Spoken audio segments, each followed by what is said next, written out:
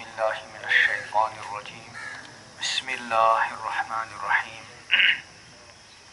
افحسبتم انما خلقناکم عبثا وانکم الینا لا ترجعون فتعالی اللہ الملک الحق لا الہ الا هو رب العرش العظیم قال تعالی واما من خاف مقام ربه ونهى النفس عن الهوى فإن الجنة هي المأوى وقال النبي صلى الله عليه وسلم الكيس من دان نفسه وعمل لما بعد الموت والعاجز من أتبع نفسه هواها وتمنى على الله أو كما قال عليه الصلاة والسلام صدق الله مولانا العظيم وصدق رسوله النبي الكريم ونحن على ذلك من الشاهدين والشاكرين والحمد لله رب العالمين اللهم صل على سيدنا محمد وعلى آل سيدنا محمد وبارك وسلم اللهم صل على سيدنا محمد وعلى آل سيدنا محمد وبارك وسلم اللهم صل على سيدنا محمد وعلى آل سيدنا محمد وبارك وسلم. حضرات سامعین، اساتذہ کرام اور عزیز طلباء، ایک سمجھدار انسان کی سمجھداری کا تقاضا یہ ہے کہ اس کے سامنے کوئی عظیم مقصد ہو. وہ جانور کی طرح بے مقصد اور بلا سوچے سمجھے زندگی نہ گزاری. میں ایک مثال اکثر دیا کرتا ہوں کہ ہم میں سے جب کوئی مثلا سری نگر سے اسلام آباد گیا، جموں گیا، دلی گیا، تو جانے سے پہلے اس کے ذہن میں یہی بات ہوتی کہ میں فلاں کام کے لیے جا رہا ہوں. گھر سے نکلتا ہے بعد میں، لیکن کس مقصد کے لیے جا رہا ہے وہ مقصد اس کے ذہن میں کیا ہوتا ہے پہلے، بلکہ اس مقصد کے ذہن میں آنے کے بعد ہی وہ گھر سے نکلا. پھر جب وہ اسلام آباد پہنچا، جموں پہنچا، دلی پہنچا، جہاں بھی جانا ہو تو اس کی توجہ مکمل طریقے پر اسی مقصد پر ہوئی کہ میں فلاں کام سے آیا ہوں. اسلام آباد یہاں سے دور نہیں، آدمی دن میں 2-3 بار بھی آ جا سکتا ہے. لیکن جب آدمی ایک مرتبہ کسی کام سے گیا، اب وہ یہ چاہتا ہے کہ میں کام پورا کر کے ہی آؤں. وہ یہ نہیں سوچتا کہ اسلام آباد کتنا دور ہے، ابھی میں گیا ہوں 2 گھنٹے کے بعد پھر آ جاؤں گا، چلو اس وقت کروں گا، یا آج نہیں آیا کل آ کر پھر کر لوں گا، ایسا سوچے گا. بلکہ یوں سوچے گا کہ میں جب آج میں اسی کام سے آیا ہوں تو میں شام پر کیوں ٹالوں، کل پر کیوں ٹالوں، آئندہ ہفتے اور آئندہ مہینے پر کیوں ٹالوں. مجھے تو کام کر کے ہی جانا ہے. حالانکہ اسلام آباد زیادہ دور، اور اگر کسی اور ملک مثلا سعودیہ جانا ہو تو وہاں تو اور بھی زیادہ توجہ دے گا کہ بھئی یہاں اسلام آباد کا معاملہ یہ کہ دن میں 2 بار آ جا سکتا ہے، دلی میں بہر 2 بار آ جا سکتا ہے آج کل کے زمانے میں. سعودیہ گیا تو وہاں تو روز آنے جانے کا مسئلہ نہیں، تو اور زیادہ توجہ رکھے گا. بس اس مثال کو ذہن میں رکھنے کے بعد ہمیں سوچنا ہے ہم اس دنیا میں آئے، خود نہیں آئے، اللہ نے بھیجا. ہمارے سامنے کوئی نہ کوئی عظیم مقصد ہونا چاہیے.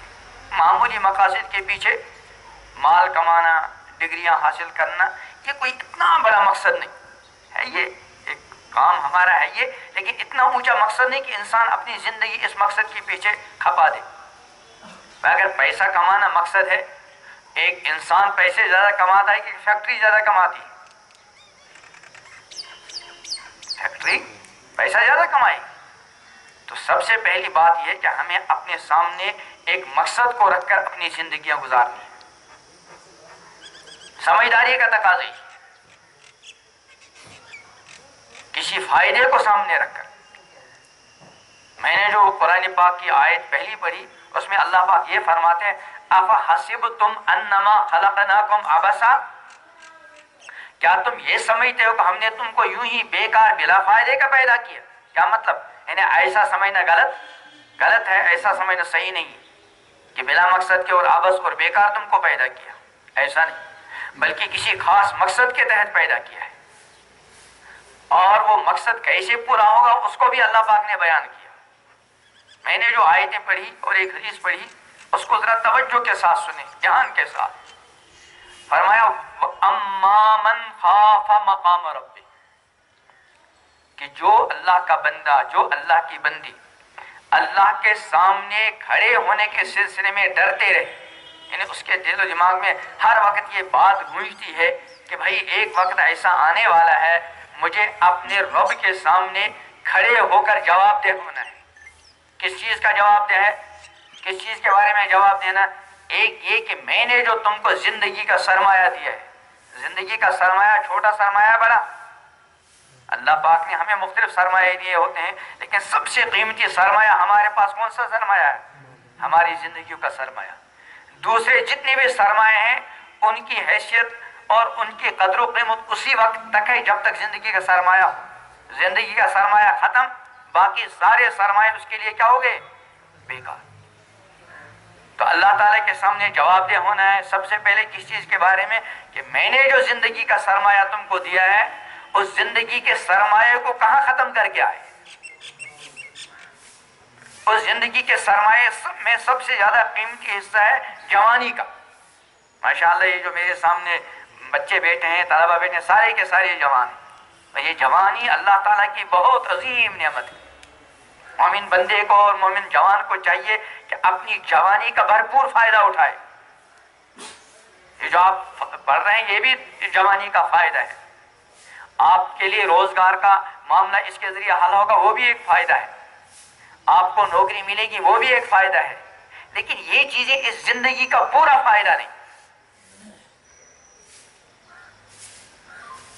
اس پر اکتفا کرنا جب ٹھیک ہوتا جب یہ دنیا کی چند روزہ زندگی ہوتی، پھر آدمی کا جس طرح جی چاہے زندگی گزارتا۔ لیکن ہم ایمان والے ہیں اور میں آپ کے ساتھ اسی حیثیت سے گفتگو کر رہا ہوں کہ میرا اور آپ سب کا ایمان کس پر ہے؟ آخرت پر۔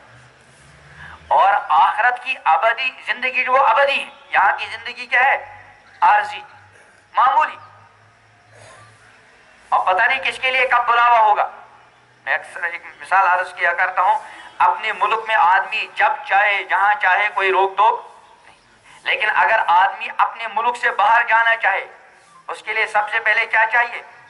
ویزا چاہیے نہیں، پہلے پاسپورٹ، وہ تو اپنے ملک میں تیار ہوگا، اس کے بعد وہاں جانے کے لیے ویزا چاہیے۔ ایمبیسی پہ جائیں گے نہیں جائیں گے؟ اب اگر وہاں سے جانے کا ویزا مل گیا تو پہلے بتایا جاتا ہے کہ آپ کو 2 مہینے کا ویزا ہے، 3 مہینے کا ویزا ہے، ہوتا ہے کہ نہیں؟ اب جب آدمی گیا تو اس کے دل و دماغ میں ہر وقت یہ بات گونجتی رہتی، بھائی میرے پاس کل 2 مہینے کا ویزا ہے اور میں فلاں کام کے لیے آیا ہوں، ویزا ختم ہونے سے پہلے پہلے میرا کام ہو جائے۔ جب تک اس کا کام نہیں ہوتا اس کو وہاں چین نہیں آتا، کیونکہ سمجھتا ہے کہ یہ میرا اصلی وطن ہے ہی نہیں، یہاں تو میں ویزے پہ آیا ہوں اور بڑی مشکل سے مجھے ویزا ملا ہے اور آیا ہوں فلاں کام سے، اس لیے مجھے جلد از جلد پہلی فرصت میں اس کام کو مکمل کرنا چاہیے۔ حالانکہ انسانوں کا جو دیا ہوا ویزا ہے اس میں کمی بیشی ہو سکتی ہے کہ نہیں؟ اگر آپ کو 2 مہینے کا ویزا مل گیا، پھر آپ نے کوشش کی، اس 2 مہینے کے ویزے میں اضافہ ہو سکتا ہے کہ نہیں ہو سکتا؟ ہو سکتا ہے۔ اور آپ کے پاس 2 مہینے کا ویزا ہے، آپ 1 مہینے میں ہی واپس آنا چاہیں، آ سکتے ہیں کہ نہیں آ سکتے؟ آ سکتے ہیں۔ تو جیسے یہ دنیا کا ویزا ہے، ایسے اللہ تعالیٰ نے ہم کو اس دنیا میں ویزے پر بھیجا ہے۔ ہم سب کے پاس ویزا ہے، اور کب وہ ویزا لگا ہے؟ ہم میں سے ہر ایک جب اپنی ماں کے رحم میں تھا اس وقت ویزا لگتا ہے۔ حدیث میں آتا ہے بندہ جب ماں کے پیٹ میں ہوتا ہے تو اللہ تعالیٰ فرشتوں کو بھیج دیتے ہیں، وہ اس کے لیے کچھ چیزیں لکھ دیتے ہیں، اس میں یہ بھی ہوتا ہے کہ یہ اتنے زمانے تک دنیا میں رہے گا، اسی کا نام ہم ویزا رکھتے ہیں۔ اس کو ویزا کہنا مناسب ہے کہ نہیں ہے؟ کہ بھئی ہمارا یہاں رہنے کی مدت متعین ہو گئی۔ البتہ دنیا میں جو ویزا لگتا ہے اس میں اور اس میں فرق ہے۔ اس ویزے میں ابھی میں نے کہا کہ اگر ہم کوشش کریں گے تو اس سعودیہ گئے، کسی اور ملک میں گئے، اس ویزے میں اضافہ ہو سکتا ہے، لیکن ہمارا جو ویزا دنیا میں رہنے کا ہے اس میں کوئی اضافہ۔ پھر وہاں آپ کو پہلے بتایا گیا کہ آپ کے پاس 2 مہینے یا 3 مہینے کا ویزا ہے، لیکن یہ جو دنیا میں ہم ویزا پر آئے ہیں، کسی کو معلوم ہے کس کے پاس کتنا ویزے کی مدت بھی باقی ہے؟ اللہ ہی بہتر جانتا ہے۔ کس کو 60 سال کا ویزا ملا، کسی کو 50 سال کا، کسی کو 100 سال کا، کسی کو 10 سال کا، کسی کو 15 سال کا۔ اس لیے بہت سارے جو ہیں بچپنے میں جاتے ہیں۔ ایسا بھی ہوتا ہے ایک بچہ آج آ گیا اور کل چلا گیا، کیونکہ اس کو کیا ملا تھا؟ 1 دن کا ویزا، اور یہ 1 دن کا ویزا بیکار نہیں ہوا، وہ دنیا میں آیا اور آ کر چلا گیا۔ خود تو انشاءاللہ جنت میں جاوے گا، اپنی ماں باپ کے لیے جو ہے، اپنے والدین کے لیے سفارش کا ذریعہ بن گیا۔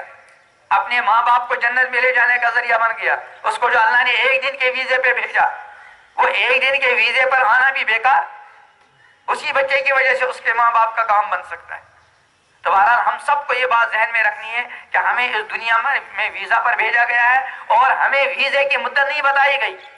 اس لیے ہر جوان، ہر بوڑھا، ہر مرد، ہر عورت، ہر بچہ یہ سوچے کہ شاید میری زندگی کا یہ آخری سال ہو، شاید اس سال کے کسی مہینے میں میری زندگی کا ویزا ختم ہو سکتا ہے. ایسا ہو سکتا ہے کہ نہیں ہو سکتا؟ اور ہو سکتا ہے یہ مہینہ میری زندگی کا کیا ہو، آخری مہینہ. اور ہو سکتا ہے یہ ہفتہ میری زندگی کا کیا ہو، آخری ہفتہ. اور ہو سکتا ہے یہ دن اور یہ رات میری زندگی کا آخری دور ہے، میری زندگی کیا ہو. کتنی مرتبہ دیکھا ہوگا بچہ کا گھر سے گیا کالج کے لیے، اسکول کے لیے، کسی تجارت کے لیے، کہیں آفس میں، شام کو اس بچے کے آنے کے وجہ اس کی لاش آئی. اور بہت مرتبہ ایسا بھی ہوتا ہے کہ لاش بھی نظر نہیں آتی.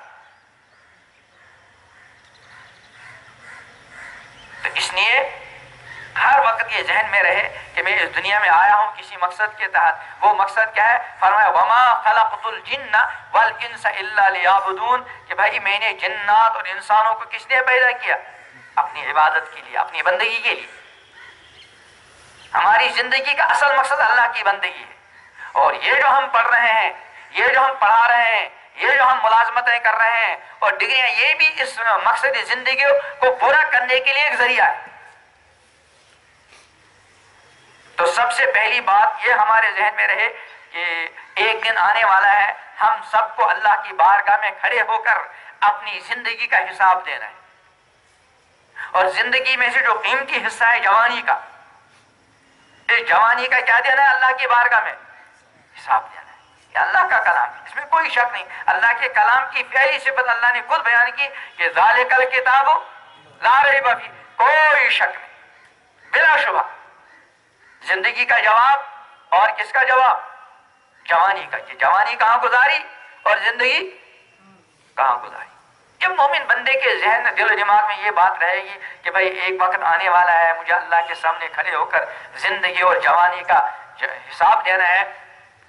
اب اس پر اثر کیا پڑا کہ اس کا جی بہت سے کاموں کے کرنے کو چاہے گا، لیکن چونکہ اس کے دل و دماغ میں یہ بات بیٹھی ہوئی ہے کہ بھائی ایک وقت آنے والا ہے، مجھے اپنے رب کے سامنے کھڑے ہو کر جواب دینا ہے، اس لیے مجھے یہ کام نہیں کرنا. یعنی اس کا جی چاہتا ہے کہ میں کام کروں، لیکن کیونکہ اس کا عقیدہ ہے کہ بھئی ایک وقت آنے والا ہے اللہ کی بارگاہ میں کھڑے ہو کر جواب دینا، اگر میں نے یہ کام کیا تو میری پکڑ ہو سکتی ہے. تو جی چاہنے کے باوجود اس کام کو کرے گا؟ وہ نہیں کرے گا، حالانکہ کرنے کو جی چاہتا ہے.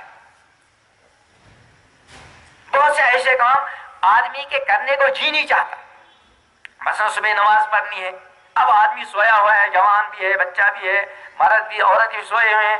اب سویرے اٹھنے کو جلدی جی نہیں چاہتا. کیا چاہتا ہے؟ آدمی سویا ہو، گرمیوں کی رات ہو، سردیوں کی رات ہو، اب اٹھنے کو جی نہیں چاہتا. لیکن اس کے دل و دماغ میں بھائی ایک وقت آنے والا ہے، مجھے اللہ کے سامنے کھڑے ہو کر جواب دینا ہے. اور یہ بھی آیا ہے کہ سب سے پہلا جو بندے سے حساب و کتاب لگے گا وہ کس کا لگے گا؟ نماز کا. اب اس کا جی اٹھنے کو تو نہیں چاہتا، لیکن اس کا عقیدہ ہے بھائی اللہ کے سامنے کھڑے ہو کر سب سے پہلی پوچھ کس کی ہوگی؟ نماز کی ہوگی. تو جی نہ چاہنے کے باوجود فوراً وہ بسترے کو چھوڑ کر کھڑے ہو کر وضو کر کے نماز ادا کرتا ہے. اسی کو فرمایا وہ اما من خاف مقام ربی، کہ جو اللہ کے سامنے کھڑے ہونے کے سلسلے میں ڈرا. اور اس ڈرنے کا اثر کیا ہوا؟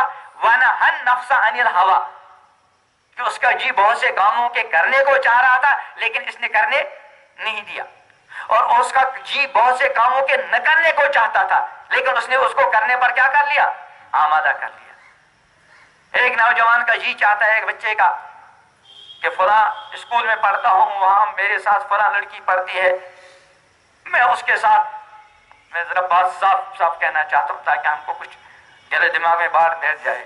آج کل بے پردگی کا ماحول ہے، مخلوط تعلیم ہے، بہت کم لڑکے بچے رہتے ہیں، ورنہ تو اکثر و بیشتر معاملہ خطرے میں پڑ جاتا ہے. اب ایک لڑکے کا جی چاہتا ہے کہ فلاں لڑکی ہے، میں آتا جاتا ہوں، میں اس سے بات کروں، میں اس کا فون نمبر لے لوں، اس سے تعلقات بڑھاؤں، لیکن ادھر سے اس کے دل و دماغ میں ہے کہ بھئی ایک وقت آنے والا ہے مجھے اللہ تعالیٰ کے سامنے جواب دہ ہونا ہوگا، اس پر میری پکڑ ہو سکتی ہے، تو بات کرنے کو جی چاہتا ہے، اس کا فون نمبر لینے کو جی چاہتا ہے، اس سے تعلقات بڑھانے کو جی چاہتا ہے، لیکن چونکہ اس کے ذہن میں ہے کہ بھئی ایک وقت کھڑے ہو کر جواب دینا ہے، اس لیے جی چاہنے کے باوجود وہ ایسا کام وَنَهَا النَّفْسَ عَنِ الْهَوَىٰ، نفس کو غلط قسم کی خواہشات سے کیا کیا؟ روکا۔ اور اس کے دل دماغ میں بیٹھی ہوئی یہ بات کہ بھئی میرے دائیں بائیں دو فرشتے بیٹھے ہیں کہ نہیں؟ اگر کسی کالج کے اندر کسی اسکول کے اندر 200 طلبہ ہوں اور ان کو یہ پتہ چل جائے کہ یہاں کی انتظامیہ نے 4-5 طالب علموں کو خفیہ طور پہ مقرر کر رکھا ہے کہ وہ ہر بچے کی نقل و حرکت کو دیکھیں اور ہر بچے کی نقل و حرکت پر مشتمل فائل تیار کریں۔ 100 بچے ہیں، 5 بچوں کے بارے میں معلوم ہوا، کون سے 5 بچے یہ معلوم نہیں، لیکن ان کا کام کیا ہے رکھا ہے انتظامی نے کہ ہر بچے کی فائل تیار کرو۔ بتاؤ اس کا اثر پڑے گا کہ نہیں پڑے گا؟ سارے بچے ہوشیار ہوں گے کہ بھائی اگر ہم نے کوئی گڑبڑ کر لیا فوراً فائل میں درج ہوگا اور پھر پوچھ ہو سکتی۔ حالانکہ 100 بچوں پر جب 5 بچے نگرانی کریں گے تو ایک بچے کو کتنے بچوں کی نگرانی کرنی ہے؟ 20 بچوں کی۔ ظاہر بات ہے وہ ایک نگراں ایک ساتھ 20 بچوں پر تو نظر نہیں رکھ سکتا، وہ ایک وقت میں کتنوں پر نظر رکھ سکتا ہے؟ ایک پر۔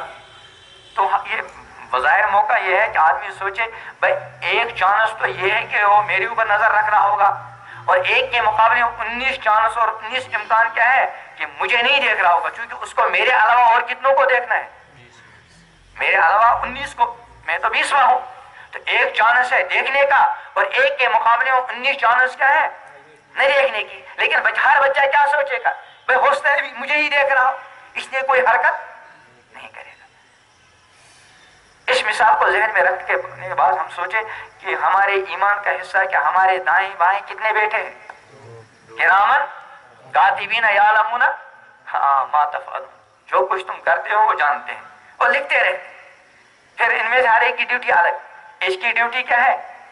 نیکیاں لکھتا جائے، اور اس کی ڈیوٹی کیا ہے؟ برائیاں لکھتا جائے، تاکہ کام میں کوئی خلل نہ ہو۔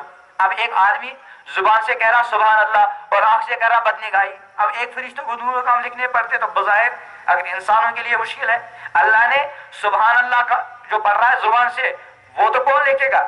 یہ والا فرشتہ، اور جو بدنگاہی کی وہ کون سا لکھے گا؟ تو دیکھو یہ بھی ہمیں ذہن میں رکھنا ہے کہ آپ میں سے اور ہم میں ہر ایک کی فائلیں تیار ہو رہی ہیں، ہمارے ایمان کا حصہ ہے۔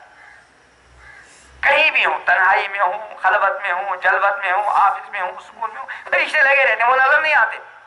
اور ایسا نگراں جو نظر نہ آئے، یہ زیادہ اس سے زیادہ چوکنا رہنے کی ضرورت ہے۔ ایک ایسا نگراں جو نظر آ رہا ہے، اور ایک ایسا نگراں جو نظر، زیادہ ڈرنا کس سے ہوتا ہے؟ جو نظر آئے کہ جو نظر نہ آئے، کیونکہ جو نظر آتا اس کو ہم دیکھ رہے اس وقت وہ میری طرف نہیں دیکھ رہا، چلو میں کچھ کر دوں، لیکن جو نظر ہی نہیں آتا وہاں زیادہ چوکنا۔ تو ہمارے جو نگراں اللہ نے مقرر کیے ہیں وہ نظر آنے والے ہیں کہ نظر نہ آنے والے؟ اور نظر آئے بغیر ماننا، اس کا نام کیا ہے؟ ایمان۔ دیکھ کر ماننا، اس کا نام ایمان۔ بھی نہیں دیکھے ماننا، اسی کا نام کیا ہے؟ قرآن میں ہے نا الذین یؤمنون بالغیب، جو ایمان لاتے ہیں بھی نہیں دیکھے، اللہ کو بغیر دیکھے ماننا، اس کا نام کیا ہے؟ ایمان۔ فرشتوں کو بغیر دیکھے ماننا، جنت کو بغیر دیکھے ماننا، جہنم کو بغیر دیکھے ماننا، اسی کا نام ایمان۔ وہاں تو سب مانیں گے، مرنے کے بعد سب اللہ کو مانیں گے، جنت کو مانیں گے، جہنم کو مانیں گے، انبیاء کو مانیں گے، لیکن وہ ماننا کارآمد نہیں ہوگا، اس کا نام ایمان نہیں۔ تو فرشتوں کو ہم نے دیکھا نہیں، لیکن پیغمبر علیہ السلام نے فرمایا ہم نے بھی نہیں دیکھے ایمان۔ تو پہلی بات کیا گزارش کی کہ ہر بچے کے ذہن میں یہ بات بیٹھی رہے کہ بھئی ایک وقت آنے والا ہے مجھے اللہ کے سامنے کھڑے ہو کر جواب دے، اور ایک وقت آنے والا ہے کہ میرے سامنے میری فائل پیش کر دی جائے گی، اور یہ کہا جائے گا اقرأ کتابک، اے بندے، اے جوان، اے مرد، اے عورت، پڑھ اپنی کتاب۔ اب جب بندہ اپنی فائل کھولے گا، جیسے دنیا میں جب آپ کو رزلٹ مل جاتا ہے جس کا نتیجہ کامیابی کی صورت میں ہوتا ہے، وہ کیا کرتا ہے؟ رزلٹ کو چھپا کر رکھتا ہے، بلکہ اپنے دوستوں کو، اساتذہ کو، والدین کو، رشتہ داروں کو دکھلاتا تھا، لو بھائی دیکھو میرا رزلٹ ہے، دیکھو میرا مارکس تھا، میں تو پہلی پوزیشن لایا. خوش ہوتا ہے کہ نہیں ہوتا؟ لیکن اگر فیل نکلا تو دکھلاتا پھرے گا. وہ تو بیچارہ چھپتا پھرتا ہے کہ بھئی کیا منہ دکھاؤں گا ماں باپ. بہت سے ایسے بھی پہلے واقعات ہوتے تھے کہ بچہ فیل نکلا اور خودکشی کرتے. حالانکہ یہاں کا جو کامیابی اور ناکامی کا مول یہ تو 1 سال کا ہے، بلکہ اب تو 1 سال کا بھی نہیں. اگر آپ میں سے خدا نخواستہ کوئی کسی ایک سبجیکٹ میں فیل ہو جائے، اس کا سال لوٹایا جائے گا؟ نہیں، اس کو دوسرا چانس دیا جاتا ہے. 2 کتابوں میں دوسرا چانس بھی دیا جائے گا. تو آخرت میں جب ہماری فائل پیش کی جائے گی، وہاں اس کے بعد کوئی دوسرا چانس نہیں. اللہ نے وہاں کا بھی فرمایا کہ فَأَمَّا مَنْ أُوتِيَ كِتَابَهُ بِيَمِينِهِ، جس کی فائل اور جس کی کتابی زندگی کون سے ہاتھ میں پکڑا دی گئی؟ دائیں ہاتھ میں. یہ کامیابی کی علامت ہے کہ ناکامی کی؟ دائیں ہاتھ میں جب نامہ اعمال مل گیا، یہ کامیاب ہونے کی علامت ہے کہ ناکامی کی؟ کامیابی کی. اب جب کامیاب ہوگا تو کیا ہوگا؟ قرآن کہتا ہے فَيَقُولُ هَاؤْمُ اقْرَءُوا کِتَابِیَہ، وہ ایک ایک کو دکھلاتا پھرے گا، بھائی لوگ پڑھو میری فائل. ٹھیک ہے، وہ ہوگی دکھلانے کے لائق. اگر اس بندے سے کبھی کوئی گڑبڑ ہوئی ہوتی، بندہ بشر ہے، کتنا بھی بچنا چاہے کبھی نہ کبھی کوئی غلطی ہو جاتی ہے. اب جو دوسروں کو دکھلاتا پھرتا میری فائل پڑھ لو، حالانکہ اس میں بہت سی غلطیاں بھی ہوں گی، لیکن جب اس کے دائیں ہاتھ میں فائل پکڑا دی گئی، اس کا مطلب وہ جو اس سے غلطیاں وغیرہ ہو گئی وہ مٹا دی گئی، کیونکہ اسے سچی توبہ بھی کی تھی. اس کے برعکس جس کا فائل کے ساتھ میں پکڑا دیا گیا، وَأَمَّا مَنْ أُوتِيَ كِتَابَهُ بِشِمَالِهِ، جس کا فائل بائیں ہاتھ میں پکڑا دیا گیا، فَيَقُولُ يَا لَيْتَنِي لَمْ أُوتَ كِتَابِيَهْ، دوسروں کو تو کیا دکھلائے گا؟ یہ تمنا کرے گا کاش کہ مجھے یہ فائل نہ ملتی.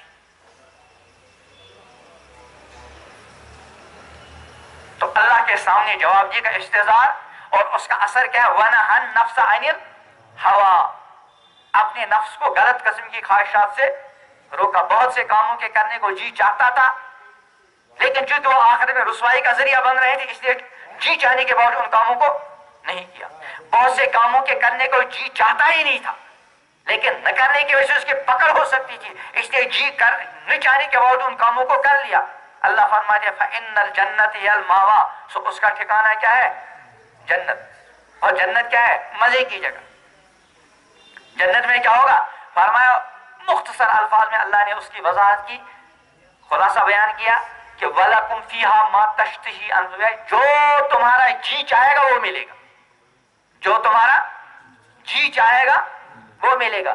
وَلَكُمْ فِيهَا مَا تَشْتَهِي، اور جو تم کہو گے وہ ملے گا. اب بات کیا رہا؟ یعنی جو جی چاہا، زبان سے کہا نہیں، جی چاہ رہا ہے فوراً وہ ہوگا. اور جو کوئی زبان سے کہا وہ تو ہوگا ہی، لیکن اس کے لیے کرنا کیا پڑے گا؟ اس کے لیے کرنا یہ کہ اس دنیا میں اگر کسی ایسے کام کو تمہارا جی چاہے جس سے اوپر والا کیا ہوتا ہو؟ ناراض، اس کام کو مت کرو. اور جس کام کے کرنے کو تمہارا جی نہیں چاہ رہا ہے لیکن اوپر والے کا منشا کیا ہے، تم اس کام کو کر لو، بس یہ کرو. اگر تم نے اپنی جی چاہی کے مقابلے میں رب چاہی زندگی گزاری کہ تمہارا جی کچھ اور چاہتا تھا لیکن رب کچھ اور چاہتا تھا، تم نے اپنی چاہت کو چھوڑ کر اللہ کی چاہت کو کیا کر لیا؟ پورا کر لیا. تو اللہ آخرت میں تمہاری ہر چاہت کو کیا کریں گے؟ وَلَكُمْ فِيهَا مَا، جو تمہارا جی چاہے گا وہ ہوگا، اور جو تم کہو گے وہ ہوگا. اب بندے کی مرضی کی بات ہے، چاہے یہاں اپنی چاہت ہی پوری کر لے یا آخرت میں. لیکن ظاہر بات ہے یہاں کی چاہتیں محدود. یہ زندگی کتنی ہے؟ حدیث میں آتا ہے آمار امتی ما بین 60 الی 70، کہ میری امت کی اکثر عمریں کبھی کم کبھی زیادہ وہ الگ مسئلہ ہے، لیکن اکثر و بیشتر 60-70 کے درمیان، 60-70 کے. اور آخرت کے اندر جو زندگی یہ ملے گی وہ 100 سال کی ہوگی، 200 سال کی. کتنی ہوگی؟ ابد الآباد. وہاں کی ہر چیز ابد الآباد، زندگی ابد الآباد. اور جوانی، وہاں کوئی جوان بوڑھا. حدیث میں آتا ہے ایک مرتبہ بڑھیا آئی اور پیغمبر علیہ السلام کی بارگاہ میں دعا کی درخواست کہ اللہ کے رسول میرے لیے دعا کیجئے کہ اللہ مجھے کیا دے دے؟ جنت. پیغمبر علیہ السلام کبھی صحابہ کے جی خوش کرنے کے لیے مزاح فرماتے تھے، لیکن اس مزاح میں سچ ہوتا تھا، جھوٹی مزاح نہیں. تو پیغمبر علیہ السلام مزاحیہ انداز میں فرمایا کہ کوئی بوڑھی جنت میں نہیں جائے گی. اب یہ بڑھیا جو ہے صحابیہ تھی وہ رونے لگی. تو آپ نے تسلی کہ رونے کی ضرورت نہیں, تم جب جنت میں جاؤ گی تو بوڑھی بن کر نہیں جاؤ, تو جوان ہو کر جاؤ. تو جب جنت میں جائیں گے سارے کے سارے جوان, پھر بوڑھا کوئی ہوگا نہیں. حدیث میں آتا ہے کہ سارے مرد اور ساری عورتیں 33 سال کی عمر میں جنت میں جائیں گے. کتنی سال کی؟ اور بغیر داڑھی کے, بغیر یعنی داڑھی آئی نہیں ہوگی, بچپنا ہوگا. بظاہر لگتا ہے 33 سال ذرا بڑی عمر ہے, لیکن چونکہ جنت میں جانا ہوگا. ایک واقعہ میں اکثر عرض کرتا ہوں, موسیٰ علیہ السلام کہیں جا رہے تھے, جانتے ہو نا موسیٰ علیہ السلام اللہ کے بہت بڑے پیغمبر, اللہ کے ساتھ ہم کلامی کا شرف ان کو عطا ہوتا تھا.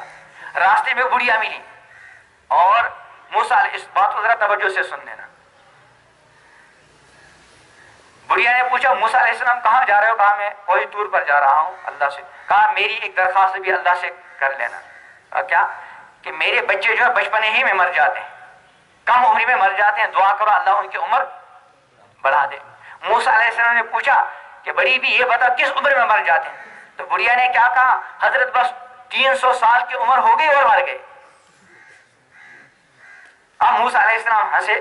بڑھیا ایک امت ایسی بھی آئے گی وہاں کل 60-70 سال کی عمریں ہوں گی.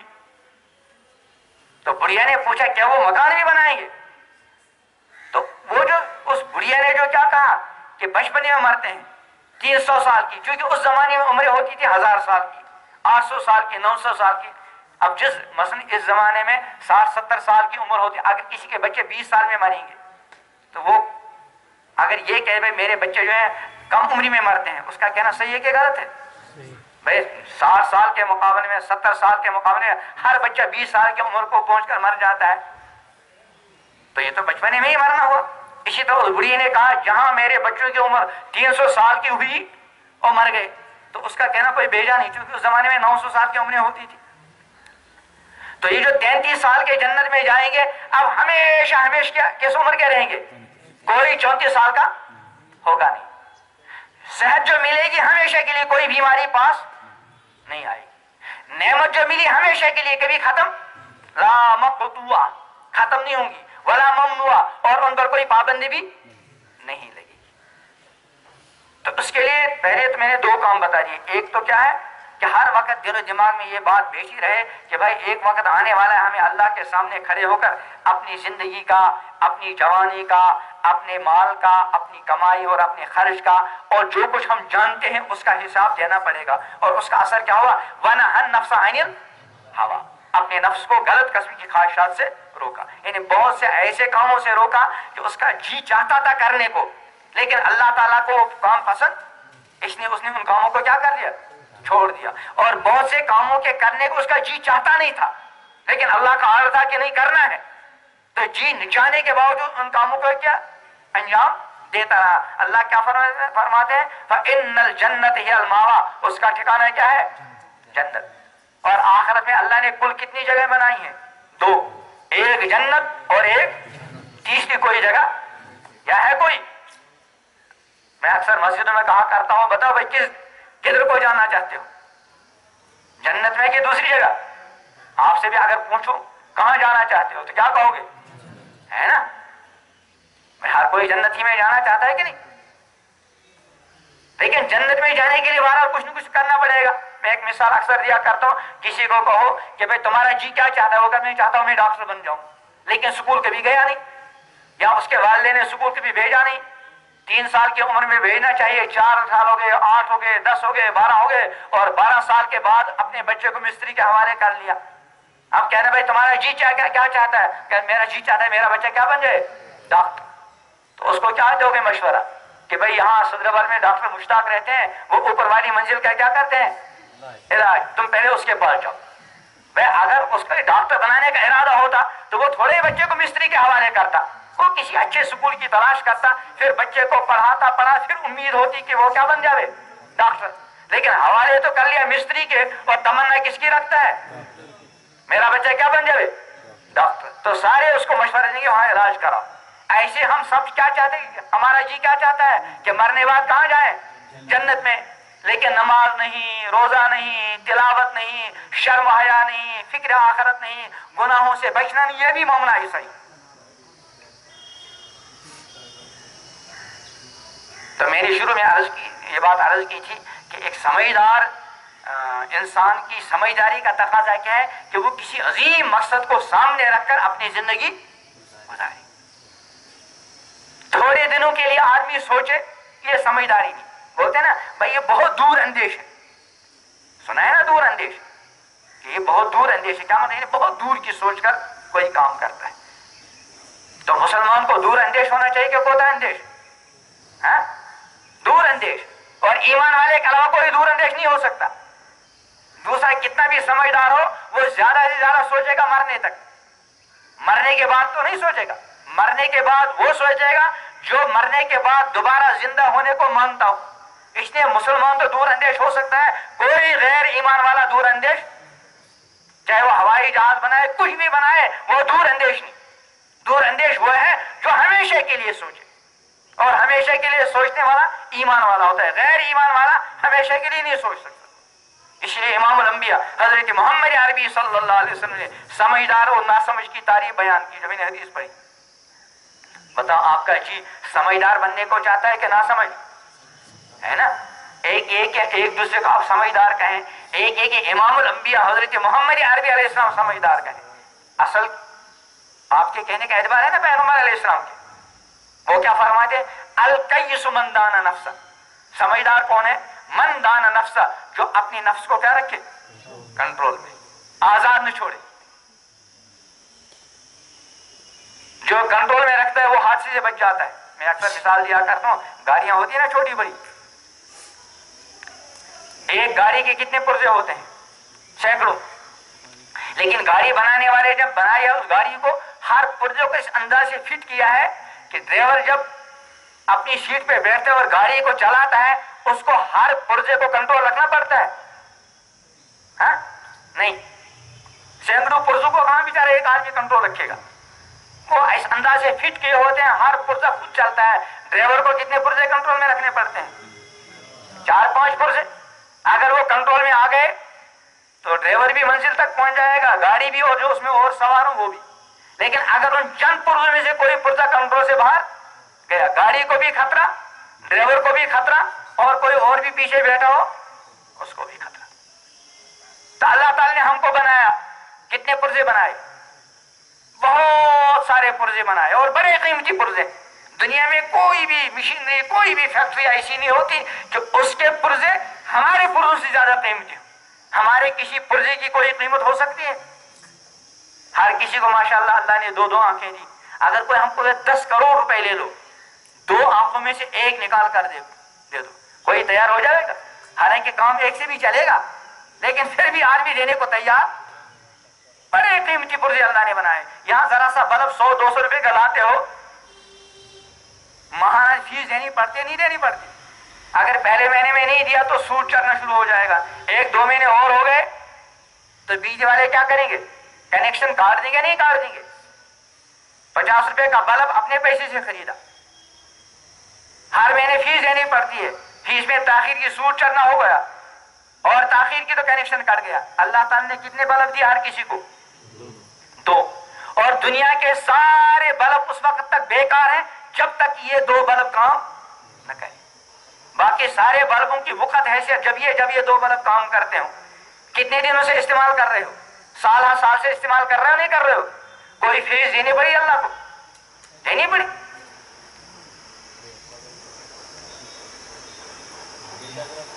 تو اسی طرح اللہ نے ہمارے اندر بہت سارے پرزے رکھے ہیں.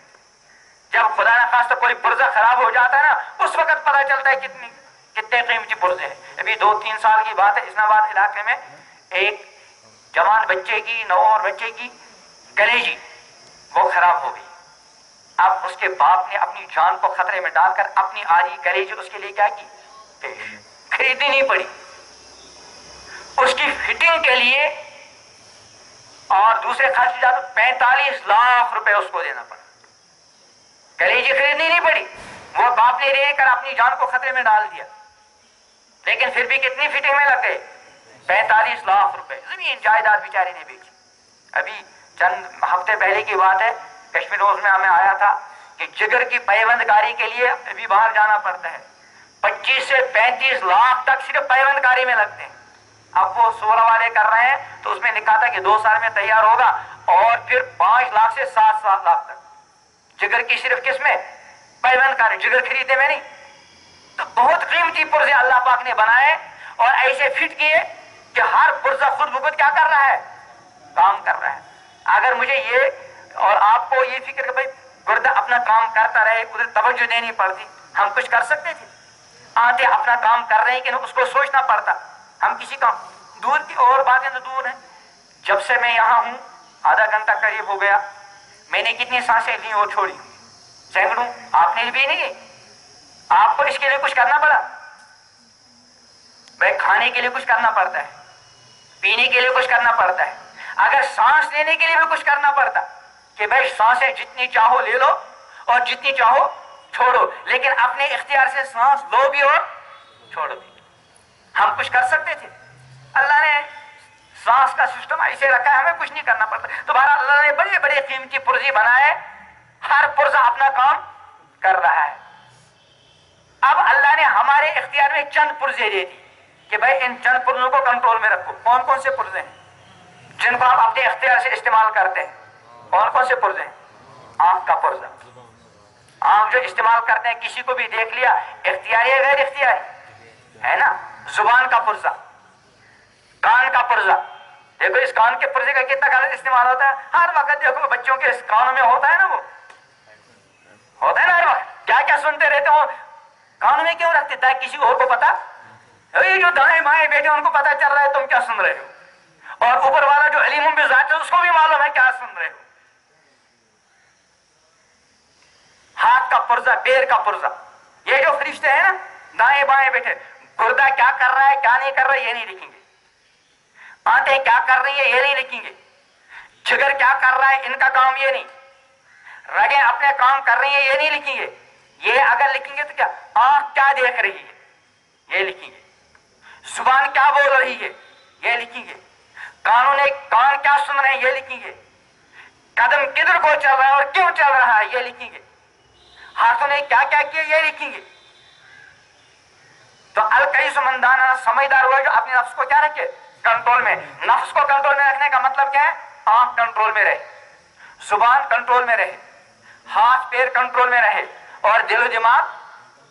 تو سمجھداری کی پہلی بات کیا ہے؟ اپنے آپ کو کیا رکھو، کنٹرول میں، آزاد نہیں. اور دوسری بات کیا فرمائی؟ وَعَمِلَ لِمَا بَعْدَ الْمَوْتِ، کہ ماں بعد الموت کی جو ابدی زندگی ہے اس کے لیے کیا کرے، تیاری کرے. چند روزہ زندگی کے لیے تیاری کرنا کافی نہیں، یہ بھی ہماری ضرورت ہے. ہم پڑھیں اور اچھی طرح پڑھنا چاہیے. اور مسلمان طلبا کو ہر میدان میں دوسروں سے کیا ہونا چاہیے، آگے ہونا چاہیے، لیکن اس کے ساتھ ساتھ اپنی آخرت کی فکر میں. جو بندہ آخرت کی فکر رکھتا ہے کسی بھی میدان میں ہو وہ یہاں بھی خوش اور وہاں بھی خوش. اور جس کے اندر آخرت کا معاملہ نہیں وہ یہاں بھی بے چین وہاں بھی بے چین. چین و سکون کا تعلق مال، ڈگری، عہدے، حکومت، منصب سے نہیں، وہ تو دین کے ساتھ ہے. اس لیے قرآن نے فرمایا من عمل صالحا من ذکر او انثى وهو مؤمن فلنحيينه حیاتا طیبہ. جو کوئی ایمان والا اچھے اعمال کرے، مرد ہو یا عورت، لڑکا ہو یا لڑکی، اللہ فرمایا فلنحيينه حیاتا طیبہ، ضرور بھی ضرور ہم ان کو مزیدار اور پر لطف زندگی عطا کریں گے. دنیا میں، آخرت میں تو ملے گا ہی. اور اس کے برعکس ومن اعرض عن ذکری، جو ہماری یاد سے غافل ہو کر زندگی گزار رہا ہے، جو جی چاہا دیکھا، جو جی چاہا کیا، جو جی چاہا کھایا، جو جی چاہا سنا، جو جی چاہا بولا، کچھ پرواہ نہیں، بالکل جانور بنا بیٹھا ہے. بھائی جانور کا کام کیا ہے؟ جو بھی بیل گھر سے نکلا، کھانے کی کوئی چیز ملی کھائے گا کہ کس سے پوچھے گا، ہے نا. کوئی بھی پینے کی چیز ملی استعمال کرے گا نہیں. کوئی بیل گھر سے نکلا، سڑک پر کوئی بھی گائے مل جائے اپنی مستی اڑائے گا نہیں اڑائے گا. اب اگر انسان ہو کر ایسی حرکتیں کرنے لگا، جو جی چاہا کھایا، جو جی چاہا پیا، جو جی چاہا دیکھا، جو جی چاہا سنا، جو جی چاہا جدھر کو جی چاہا چلا، اوپر والا ناراض ہوتا یا نہیں ہوتا؟ کوئی پرواہ نہیں. اللہ فرماتا ہے انہم الا کالانعام، یہ چوپائے. آگے بل ہم اضل، نہیں یہ تو چوپائے اسے بھی بدتر ہے. اس لیے کہ چوپائے کو اللہ نے وہ عقل و شعور دیا نہیں تھا جو کس کو دیا ہے، انسان کو. اس عقل شعور کے بعد وہی حرکتیں کرنے لگا جو ایک بیل کرتا ہے، ایک جانور کرتا ہے، تو اس میں جانور میں کیا فرق؟ یہ تو جانور سے بھی گیا گزرا. تو الکیس من دان نفسا، سمجھدار وہ ہے جو اپنے نفس کو کیا رکھے؟ کنٹرول میں. وعمل لما بعد الموت، اور ما بعد الموت کی ابدی زندگی کے لیے کیا کرے؟ تیاری کرے.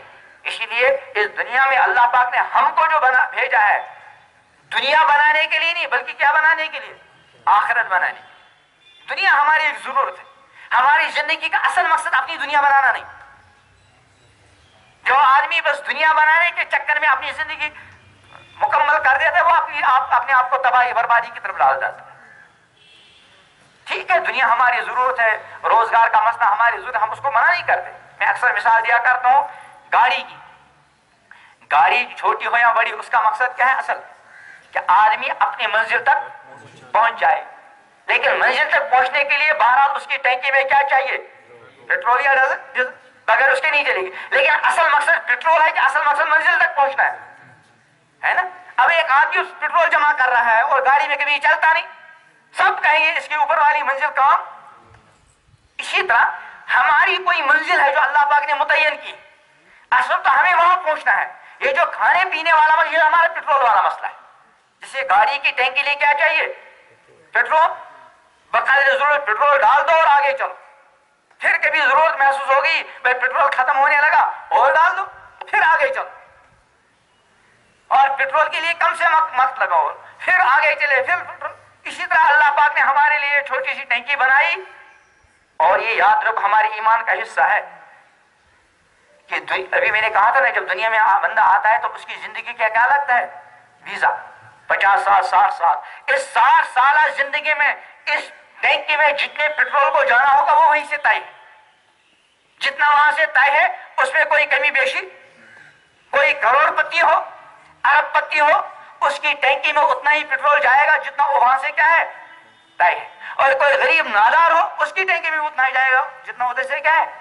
کبھی یہ دیکھا ہوگا، میں اکثر عرض کیا کر، ایک کروڑ پتی آدمی، اس کو کوئی تکلیف ہوتی ہے، ڈاکٹر نے کہا ہوتا اس کو کہ بھائی گوشت کی بوٹی کو ہاتھ بھی مت لگانا، سبزی کھانا، لیکن وہ ذرا تیز سبزی، اس میں مسالہ پسالہ کچھ نہ.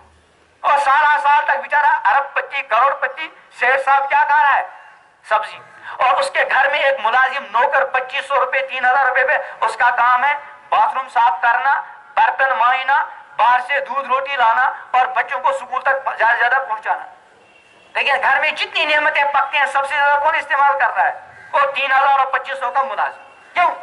اس لیے کہ جب وہ بچہ 300,000 کا ملازم ماں کے پیٹ میں تھا، اللہ نے لکھ دیا تھا اتنے سال اس کو عیش کرانے، طرح طرح کی نعمتیں کھا. اسی لیے وہ نعمتیں کھانی. اور وہ جو کروڑ پتی شیخ صاحب اپنی ماں کے پیٹ میں تھا، اللہ نے لکھ دیا تھا اتنے سال تک اس کو بوٹی کھانے نہیں دی.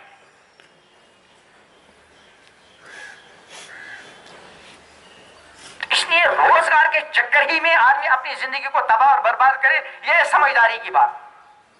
ٹھیک ہے، روزگار کا مسئلہ ہے، اس کی حیثیت پیٹرول کی سی ہماری ضرورت ہے. اور حدیث میں طلب الحلال فریضۃ علی بعد الفریضہ، حدیث کے حلال کی تلاش بھی ایک فرض ہے، لیکن وہ ضرورت والا فرض ہے، مقصد والا فرض دوسرا ہے. تو سمجھدار کے بارے میں کتنی باتیں بتائیں؟ 2. ایک تو کیا رکھے اپنے نفس کو کنٹرول میں، اور دوسرا کیا کرے؟ وَعَمِلَ لِمَا بَعْدَ الْمَوْتِ، مرنے کے بعد جو ابدی زندگی اس کے لیے کیا کرے؟ اب آپ کہیں گے بھائی ابدی زندگی کی تیاری کے لیے ہم کو آج ہی سکول چھوڑنا پڑے گا. ایسا نہیں. ملازمت والے کو ملازمت نہیں چھوڑنی، تاجر کو تجارت نہیں چھوڑنی، کاروبار والے کو کاروبار نہیں چھوڑنا، پڑھنے والے کو پڑھائی نہیں چھوڑنی. بس چھوڑنے کی ایک چیز ہے، وہ کیا ہے؟ ہر طرح کے گناہوں کو چھوڑ دو. بتاؤ، گناہوں کو چھوڑنے کے لیے کچھ کرنا پڑتا ہے؟ بھائی گناہ کرنے کے لیے کچھ نہ کچھ کرنا پڑتا ہے، لیکن گناہ چھوڑنے کے لیے کیا کرنا ہے؟ کچھ بھی نہیں.